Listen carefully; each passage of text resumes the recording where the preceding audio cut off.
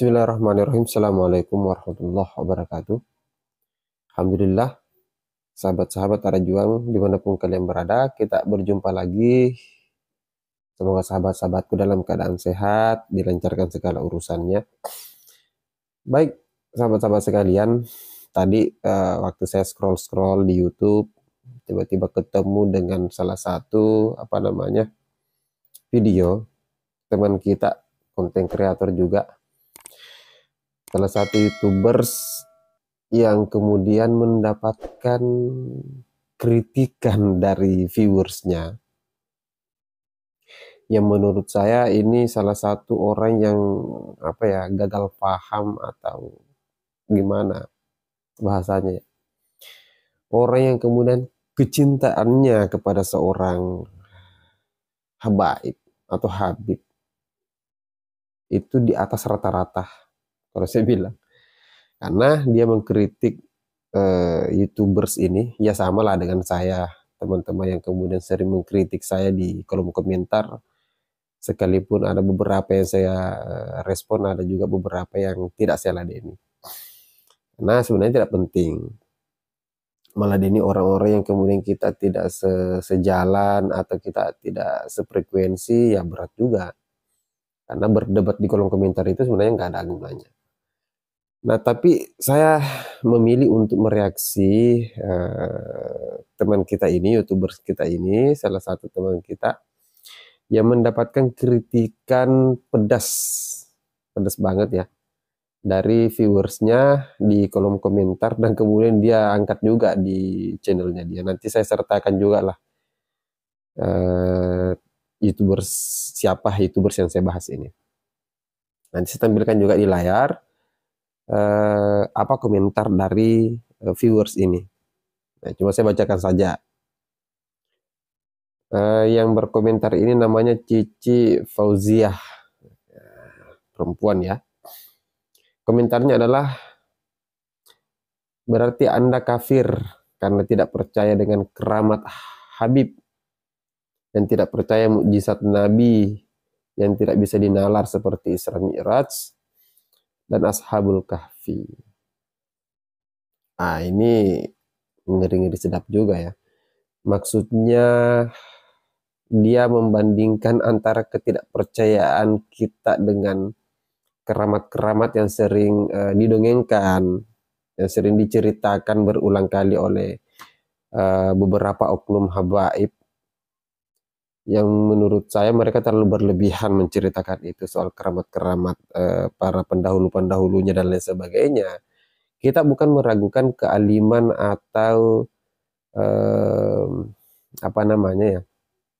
kealiman dari pendahulu-pendahulu mereka.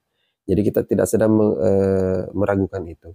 Tapi cenderung orang-orang yang oknum-oknum habaib hari ini, beberapa dari mereka itu menceritakan itu cenderung berlebihan, justru berlebihan sekali, seolah-olah keramat-keramat itu menurut saya itu melampaui mukjizat Nabi, seperti itu. Nah, apalagi kalau misalnya ada orang yang awam seperti ini, termakan doktrin-doktrin seperti itu, sampai berani mengatakan orang lain kafir.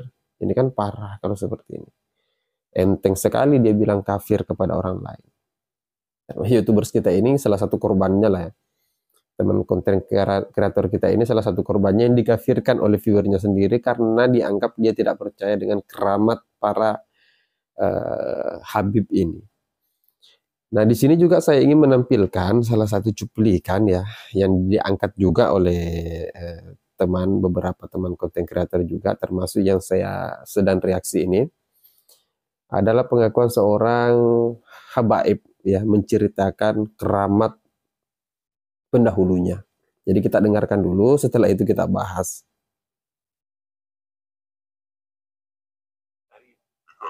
Di Tarim ada makam namanya Al-Habib Musyayyakh bin Abdullah. Habib Musyayyakh ini di Tarim itu kalau sudah 70 atau 80 tahun, 70 tahun digali sudah, hancur sudah. Kalau di Indonesia lebih lama. Biasanya sampai 90-100 tahun baru hancur. Karena di sini kan apa namanya, tidak panas. Kalau di sana kan panas. Ini Habib ketika digali, Habib Musyayyah ini ketika digali kuburannya, beliau Al Habib Musyayyah duduk di kuburannya, duduk baca Quran. Nah, coba perhatikan. Digali. Hah? Apa? Kaget yang gali. Di kuburan gali ada semangkanya, ada pisang goreng, tapi ya tak ada pisang goreng, tambahan ya. Baca Quran, kaget dia. Apa kata Habib yang ada di kuburannya? Tutup, cek mau ngomong. Ngomong, lo gue en. Kamu kalau ngomong, cerita sama orang, Allah akan takdirkan kamu gak panjang umur. Jadi gitulah, itu cuplikan video salah satu oknum Habib juga yang kerap menceritakan keramat-keramat pendahulunya.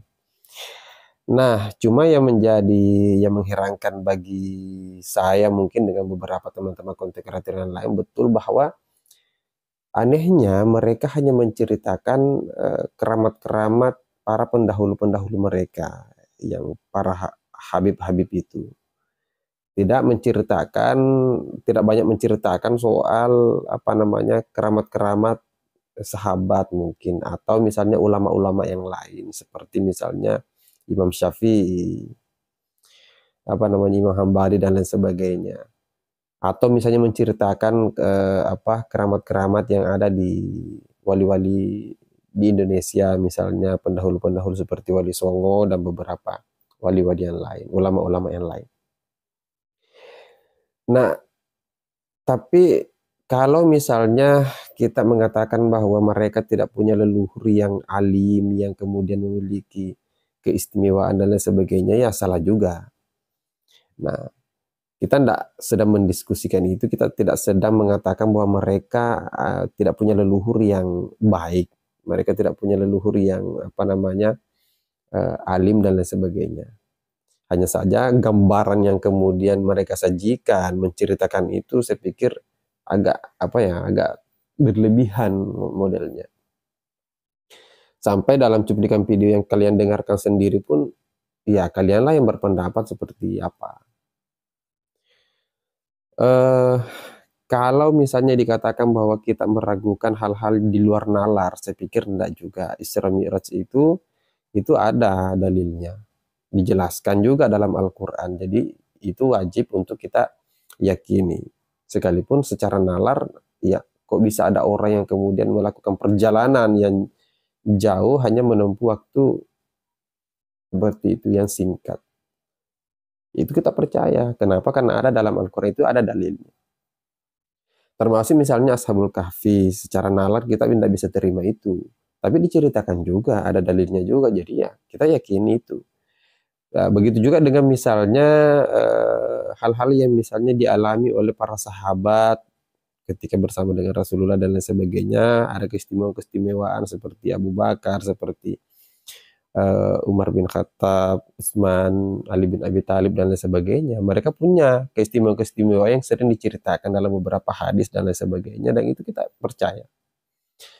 Nah, jadi jangan disetarakan, disejajarkan antara kita meyakini dan mempercayai cerita dari beberapa oknum-oknum Habib ini menceritakan cerita leluhur mereka, Habib-Habib leluhur mereka yang sudah meninggal dunia, dengan keramat-keramat atau kemuliaan-kemuliaan yang ada dengan sahabat-sahabat Rasulullah atau mukjizat-mukjizat para nabi.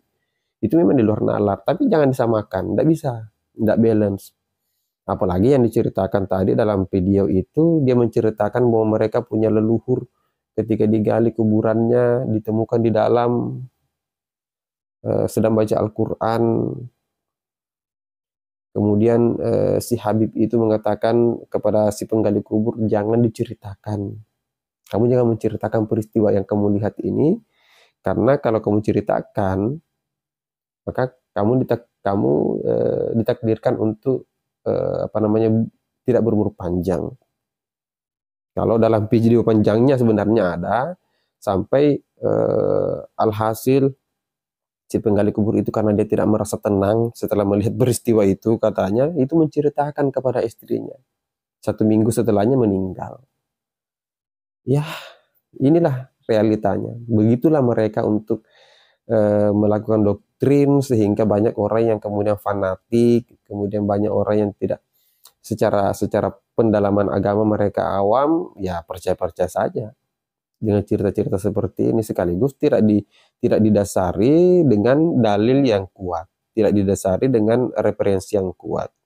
Di mana dalilnya sehingga dia mampu menceritakan hal-hal seperti itu. Ulama-ulama kita di Nusantara misalnya di awal-awal masuknya Islam, kita banyak disuguhkan dengan beberapa sejarah panjang bagaimana perjuangan-perjuangan para penyebar agama Islam, para ulama-ulama kita yang masyhur itu, diceritakan bahwa mereka pun melakukan gerakan-gerakan Islamisasi bukan hanya dalam bentuk dakwah atau ceramah, tapi juga melakukan istilahnya adu keilmuan dan lain sebagainya dengan orang-orang Nusantara. Di mana kita kenal bahwa orang-orang Nusantara di masa lalu itu adalah orang-orang yang punya keilmuan dan mereka sakti mandraguna malah. Termasuk orang-orang Nusantara yang ada di Jawa, yang ada di Sumatera, yang ada di Kalimantan, yang ada di misalnya di Sulawesi tempat saya berada, itu seperti itu. Jadi bukan hanya adu gagasan, kemudian ceramah, berdakwah, menjelaskan fikih, menjelaskan syariat Islam, tapi juga adu ilmu. Nah, itu diceritakan turun-temurun seperti itu. Kenapa kita percaya hal-hal seperti itu? Karena memang nyatanya orang-orang Nusantara di masa lalu itu adalah orang-orang yang punya kemampuan, kesaktian. Yang itu sejarah itu adalah cerita turun-temurun yang sering kita terima, yang sering kita dapati. Nah, beberapa oknum Habib ini ingin menceritakan hal yang serupa, hal yang sama dengan apa yang turun-temurun diceritakan oleh orang-orang Nusantara terkait soal, anggaplah misalnya sejarah soal pertemuan Syekh Subakir, ya, Syekh Subakir yang masuk di Nusantara. Nah, itu yang mau diceritakan juga oleh mereka dengan cerita-cerita yang hampir mirip, tapi lebih tinggi lah, keramatnya lebih tinggi. Ya kalianlah yang menilai bagaimana pandangan kalian terkait hal-hal seperti ini.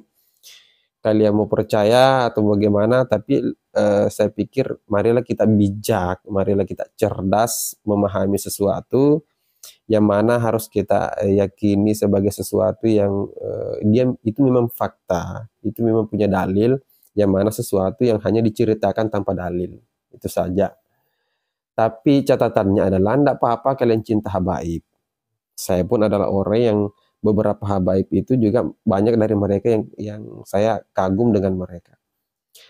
Beberapa di antaranya saya kritisi, beberapa di antaranya juga saya kagum. Tapi saya tidak berlebihan sampai harus mengkafirkan orang lain. Jangan begitu. Mencintai sesuatu itu ya sekedarnya saja. Sampai harus mengkafirkan orang lain itu salah. Itu gagal faham namanya. Saya pikir itu, sahabat-sahabat sekalian, terlalu panjang mungkin saya menjelaskan soal ini. Silakan kita sama-sama mengkoreksi saja. Kalian mau berkomentar apa saja silahkan berkomentar. Mau pro dengan apa yang saya sampaikan, mau kontra dengan apa yang saya sampaikan, berkomentar saja. Intinya saya hanya mengedukasi, menjelaskan sesuai dengan apa yang saya pahami, tidak melebih-lebihkan apa yang kemudian informasi yang saya dapatkan. Hanya sebatas mengingatkan saja antara saya, antara kita semua, semoga kita bijak dalam berkomentar, ya, apalagi mengkafirkan orang lain, menyalahkan orang lain dengan sepihak seperti itu adalah perilaku yang kurang beretika menurut saya. Baik, akhir kata, wallahul muwaffiq ila aqwamit thoriq. Assalamualaikum warahmatullahi wabarakatuh. Salam Pancasila.